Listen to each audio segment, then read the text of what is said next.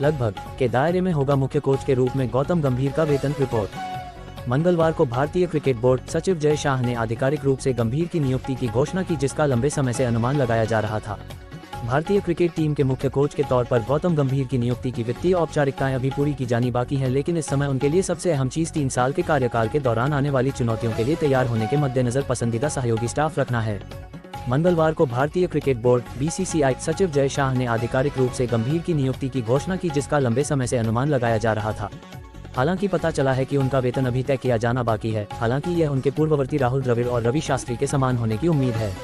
BCCI के एक सूत्र ने पीटीआई से कहा, गौतम के लिए जिम्मेदारी संभालना ज्यादा महत्वपूर्ण था, वेतन और अन्य चीजों पर काम किया जा सकता है। ये 2014 में रवि शास्त्री जैसा मामला ही है, जिसमें उन्हें पहली बार मुख्य कोच डंकन फ्लेचर की जगह क्रिकेट निदेशक बनाया गया था। उन्होंने कहा, जिस दिन रवि जुड़े थे उनका तो अनुबंध भी नहीं था और चीजें बाद में पूरी की गईं। गौतम के मामले में भी कुछ बारीकियों पर काम जारी है। उनका वेतन राहुल द्रविड़ के समान ही होगा। पता चला है कि गंभीर को काम करने के लिए अपनी टीम मिलेगी, जो एनसीए के कोचों के साथ मिलकर काम करेंगे।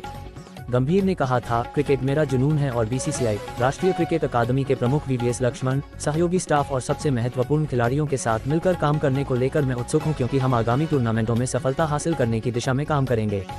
लक्ष्मण इस समय युवा टी20 टीम के साथ जिम्बाब्वे में है, लेकिन उम्मीद है कि जब वह वापस लौट आएंगे तो वह नए कोच, मुख्य चयनकर्ता अजीत अगरकर, 2 कप्तान रोहित शर्मा और हार्दिक पांड्या के साथ मिलकर आगे की रणनीति पर चर्चा करेंगे। गंभीर के कोर सहयोगी स्टाफ में कौन होगा, इसको लेकर भी काफी दिलचस्पी बनी हुई है। कोलकाता नाइट राइडर्स केकेआर अकादमी के प्रमुख अभिषेक नायर के इसमें शामिल होने के कयास लग रहे हैं, जो आईपीएल फ्रेंचाइजी केकेआर के अहम रणनीतिकारों में से एक हैं। सबसे महत्वपूर्ण बात है कि वह मौजूदा कप्तान रोहित शर्मा के करीब दोस्तों में शामिल हैं।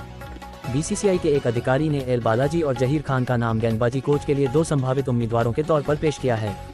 खबरों के अनुसार आर विनय कुमार का नाम भी सामने आ रहा है, जिन्हें गंभीर की पसंद माना जा रहा है। जहां तक क्षेत्ररक्षण कोच का संबंध है तो जोंटी रोड्स का नाम फिर से सामने आ रहा है, लेकिन अगर पिछले 2 कोचिंग चक्र के चलन को देखा जाए तो बीसीसीआई ने हमेशा घरेलू प्रतिभाओं को तरजीह दी है। गंभीर के लिए सबसे बड़ी परीक्षा निश्चित रूप से ऑस्ट्रेलिया होगी, जहां भारत ने रवि शास्त्री के मार्गदर्शन में 2018-19 और 2020-21 में लगातार टेस्ट श्रृंखलाएं जीती थीं। भारत और ऑस्ट्रेलिया के बीच 1991-92 के बाद 33 वर्षों के बाद 5 टेस्ट की श्रृंखला खेली जाएगी, जिसमें पहला टेस्ट पैट की सबसे उछाल भरी पिच पर शुरू होगा।